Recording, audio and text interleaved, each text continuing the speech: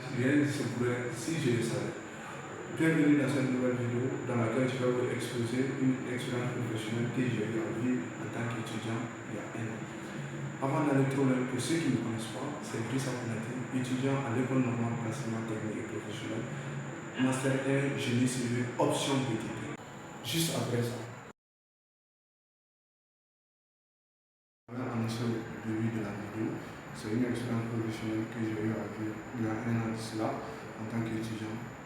C'est un client accompagné un jour avec son maçon, vient me voir pour que je fasse les plans d'exécution qu'un architecte au préalable avait fait les plans d'architecture, c'est-à-dire les cours, les façades, les toits. Moi, mon travail consistait à élaborer les plans d'exécution, c'est-à-dire le plan de coffrage, le plan de fondation, et tout ce qui va avec. Donc à l'époque, j'étais tellement occupé que je n'avais pas pu les trouver. Un bref rendez-vous. À l'époque, était tellement déterminé à acquérir ce marché, à se donner tous les moyens à sa possession pour convaincre le client en question. Donc le client, persuadé des arguments du monsieur, c'est-à-dire du maçon en question, lui a attribué le marché de maçon. Donc le maçon a commencé à travailler. Le travail consistait de la fondation, à l'élevage, de l'élevage au garage. Donc après, juste quelques mois après la finition de la maison, le client s'est porté consultant pour me consulter. Donc après avoir fait la consultation, il m'a exposé les problèmes. J'ai été sur les enquêtes et les inspections.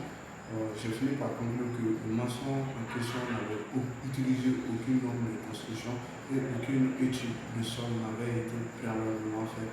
Et ce qui a fait que les fondations en question n'étaient pas adaptées au type de sol. Donc, ce qui impliquait de démolir toute la structure en question. Je recommandais aux clients de démolir la structure en question parce que la structure avait commencé à se fusionner clairement et les éléments de soudure, c'est-à-dire les poteaux, les poutres, avaient commencé à se déformer de telle manière que même étant trop loin de la structure, tu constatais des fusions de partout et des déformations de partout. Donc,